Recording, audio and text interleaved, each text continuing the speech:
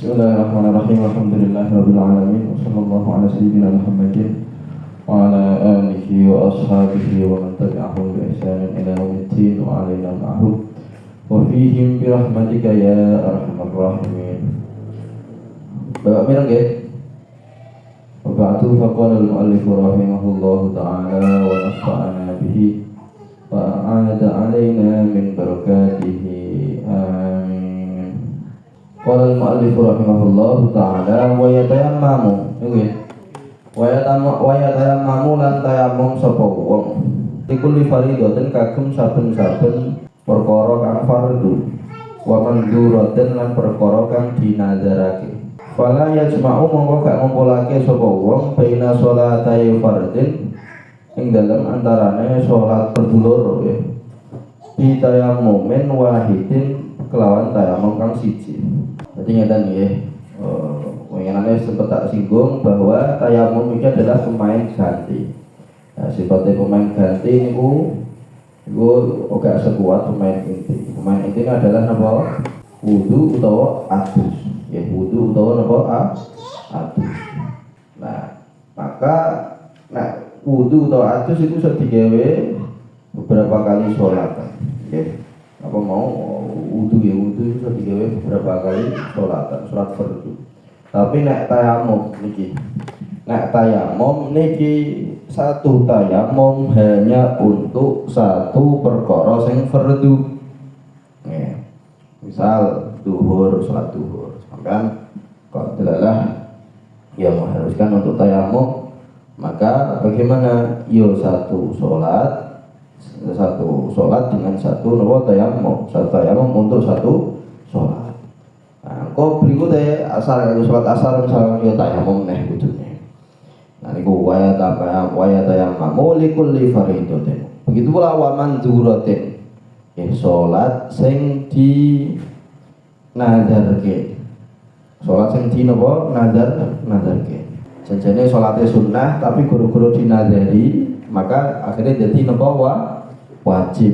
Ya sholat kok dinadari iki hukumnya jadi napa wajib. Misal sholat duha. Nah sampai ngomong aku nazar aku nglakoni sholat duha, maka sholat duha niki jenenge sholat manzurah, sholat sing dinadari. Maka bagaimana? Maka jadi wajib. Nah, jadi wajib berarti ya satu sholatan niku sholat manzurah sing nazar niku iku satu kali tayamum. Ya satu tayamum hanya untuk satu sholat nazar atau sholat fardu. Gak oleh ngumpulno antara dua sholat fardu atau dua sholat nazar utawa siji sholat fardu siji sholat nazar dikumpulnya dengan satu tayamum gak oleh. Ya kudu tayamum meneh.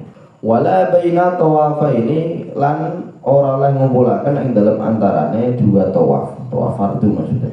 Ya gak oleh ya satu tayamum untuk dua tawaf fardu. Tawaf iki gak kok sak hubungan sak tawaf diitung atau ora, ya 7 hubungan niku dianggap sak tawafan. Nah, tawaf engko ana kalane tawaf fardu, ana kalane tawaf sunnah. Nah, iki kok berlaku juga. Nah, niat tayamum agar diperbolehkan melakukan tawaf fardu, maka oleh ngelakoni tawaf fardu ya oleh ngelakoni tawaf sunnah. Tapi nek tawaf fardune loro ya ora oleh, kudu sitong satu tawaf fardu nggih. Mun apa yang tawaf fardu meneh maka harus tayamum lagi. Paham?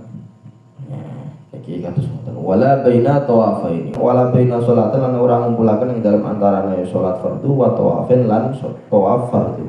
Ya ka oleh ngumpulno antarane salat fardu ambek tawaf fardu dengan satu tayamum ka oleh. Tapi nek misal ngelakoni sholat fardu satu tayamum nggih ngelakoni satu sholat fardu dan satu tawafan oleh apa utawa waliane oleh apa ya sementing satu mau untuk satu sholat fardu hanya boleh dengan satu tayamum sementing mbok sholat mbok tawaf fardu itu dengan satu tayamum. Wala baina jum'atin wa khutbatiha wala baina jum'atin lan ora angsal ngempalaken antarane sholat Jumat wa khutbatiha lan khutbahe Jumat. Nah, begitu pula nggih. Niki kok ana napa sholat Jumat itu kan wajib ya, sholat Jumat wajib. Lah khutbah itu nggih wajib. Khutbah niku nggih wajib. Dua khutbahan niku nggih wajib. Sadurunge sholat Jumat. Maka iki padha-padha wajib. Maka nek kapan ana wong iki tugasnya dadi khatib, kemudian setelah itu ngimami. Nggih, utawa setelah itu ya orang ngimami tok ya sebagai dadi makmum ya padha wae. Setelah itu sholat Jumat, maka harus tayamum 2 kali nih. Paham? Harus tayamum berapa? 2 kali. Gak oleh satu tayamum yo kanggo khutbah, yo kanggo sholat Jumat gak oleh. Ya, mboten angsal niku ngoten. Kenapa? Karena itu 2 farduan. Siji fardu khutbah, nomor loro fardu napa? Fardu sholat Jumat. Nah, jadi kudu 2 kali. Nah, ini disebutna wala baina Jumatan wa khutbatiha ka oleh ngumpulno dengan satu tayamum antarane sholat Jumat kalih khutbah ka oleh. Harusnya bagaimana khutbah ya dengan satu tayamum, sholat Jumat ya dengan satu tayamum. Terus baca niku walil mar'ati lan niku kedue iku angsal walil mar'ati lan niku kedue wong wadon ida tayammamat nalikane tayamum. Sapa wong wadon bitamki litamkinil halili kagem ngangaken bojone antaf ala yen to nglampahi sapa wong wadon hu ing kumpul kalih garwa miraron ing dalem beberapa kali beberapa kali. Nah iki ngoten. Iki nek kanggo wong wedok nggih kan disebutke bahwa apa jenenge tayamum niki sebagai ganti dari wudu atau mandi. Kan ngoten nggih. Lah engko kaedahe nggih hukume nek ana wong wedok kok haid badan niku suci. Suci niki sadurunge salat utawa sadurunge kumpul karo bojo niku kudu adus dhisik. Nah, kok misal ora ana banyu, akhirnya kan tayamum, ganti tayamum. Nah, meskipun satu tayamum iku oleh nglakoni kumpul kali bojo beberapa kali gak apa-apa. Oleh ora kok kudu setiap kali pengen kumpul bojo terus tayamum terus mboten, nggih. Ya cukup satu kali tayamum oleh nglakoni ping pirang-pirang. Wata jemaah lan yen to yang ngumpulake sapa wadon bainahu ing dalem antarane kumpul bojo wa baina sholati lan ing dalem antarane salat bidzalika tayamumi kelawan mengkono tayamum siji tayamum. Dan iki disebutno bahwa wong wedok tayamum untuk ben oleh kumpul kalih garwane niki oleh ngumpulno antarane kumpul garwane ambek salat. Ya salat fardu dengan satu tayamum. Ini disebutnya kayak ngono kuwi. Tapi hukum aslinya mboten kados ngoten nggih. Hukum aslinya mboten kados ngoten. Walaisa kadzalik. Kenapa ora kaya ngono kuwi? Karena nggih sing aduse sing pertama niku wau gawe olehno dikumpuli ambek bojone niku wis kanggo iku tok.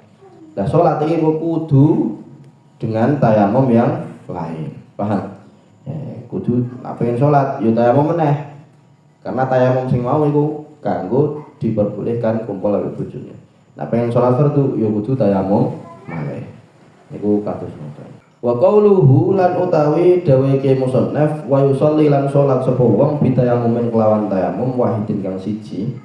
Ma ing perkara sak kang karep sapa wong minan nawafili bayane saking pira-pira kesunahan sakitun wa qauluhu mubtada sakitun niku tumiba iku jatuh atau gugur fi min ba'din nusahi saking sebagian pira-pira naskah. Nah ning di sebagian naskah dari matan takrib niku gak ana wa yusolli bi tayammumin wahidin masya aminan nawafil. Ya, tapi ning kene disebutno. Nggih, kene disebutno. Ya, jadi satu tayamum boleh untuk satu sholat fardu. Satu sholat fardu ya. Nek kanggo sholat sunah terserah. Apa 1000 rakaat gak apa-apa. 20.000 rakaat terserah sampe nek kuat ya. Faslon utawi iki ku fasal suci fi bayanin najasati ing dalem nerangaken pira-pira najis wa izalatiha lan ngilangaken najis. Nah iki penting niki pembahasan niki nggih. Kalau sampean niki hampir setiap hari iki ngetokno najis. Setiap hari pastilah dipastina ngetokno najis, ora pipis ya ya kadang ana telek barang nggih. Kadang ana geteh, kadang ana nanah. Nah, iki perkara-perkara sing najis. Lagi kudu paham betul tentang hukum fikih niki. Supados napa saged carane ngilangno najis, ngresiki najis kados pripun kudu ngerti. Wa hadzal faslu lan utawi iki fasal. Lan utawi iki fasal mazkurun iku disebut apa iki fasal fi ba'din nusakhi ing dalam sebagian pira-pira naskah kubaila kitabus sholati ing dalam ya sadurunge kitabus shalah. Jadi nek ning sebagian naskah nggih niku disebutke babu bayan fi bayanin najasati wa zilatihan iki pasal iki disebutno sadurunge kitabus shalah. Nggih. Nah iki napa niki? Pokoknya intine hanya ana kadang disikno, kadang diakhirno ngoten mawon perbedaan naskah ya. Ya. Ya, nah iki engko yang di nuskah yang kita etimadi niki boten langsung baca niki boten langsung kita ahkam shalah boten, akan tapi nanti ada ya apa namanya iki tentang haid, tentang nifas ya ada gini niku lah pasal niku. Nah niki ya kita bahas napa mau fi bayanin najasati wa izalatiha 402. Terus wan najasatu lan utawi najis, najasatun utawa najisun ya udah. Lugotan ing dalam secara bahasa asyai'u iku perkara al mustaqdaru kang dianggap jijik ya, dianggap jijik. Jadi najis secara bahasa itu adalah sesuatu yang dianggap jijik. Niku secara bahasa ya. Nah, engko kita iki bahas fikih ya mau tidak mau harus pakai istilah ahli fikih. Ya buatan istilahnya orang ahli bahasa buatan, tapi istilah ahli fikih, istilah syariat. Tapi nanti ya wonten persamaan jadi iki nak secara bahasa saya kabeh perkara sing siji niku dianggap najis iki secara bahasa ya, meskipun contoh kayak itu ya, contohnya kayak apa kayak iler, contohnya kayak apa kayak umbel ya. Nah secara bahasa, ngomong secara bahasa niku dianggap sebagai an-najasah. Tapi nah secara syariat kita akan bahas fikih ya, hukum fikih apakah dianggap najis iku mau kayak itu umbel kemudian apa meneh ya ora dianggap najis niku iku ana ketentuan-ketentuan iki. Wasyar'an lan ing dalem secara syarak kullu ainin iku saben-saben perkara ain iku ana jumlah denge, ana jumlah gere, ana bentuke ya. Saben-saben perkara sing wonten bentuke haruma kang haram tanawuluha apa mengkonsumsi ain al itlaqi ing atase kemutlakane secara mutlak halatal ikhtiyari ing dalem tingkae ikhtiyar kebalikane ittirar darurat. Ikhtiar itu dalam keadaan biasa, ya, bukan ya, dalam keadaan pilihan. Artinya orang darurat ning kono kuwi. Ma'asuhu latit tamyizi sartane gampange bedakno. La li hormatiha ora krana mulyane ain mau. Jadi harame gak krana mulyane ain mau. Wala listiqdariha lan ora krana jijike perkara ain mau. Wala lidurriha lan ora krana bahayane ya ain mau fi badan ing dalam badan au aklan utawa akal. Jadi ngeten. Ya. Najis niku secara syarak, nggih najis niku secara syarak kabeh perkara ain. Ain niku napa? Sing ana bentuke. Nggih, sing ana bentuke, sing haram dikonsumsi nggih secara mutlak. Nanti ada terusannya ya. Sadurunge niku ya ain niku contohnya apa? Ya kita yang kita tahu nggih bahwa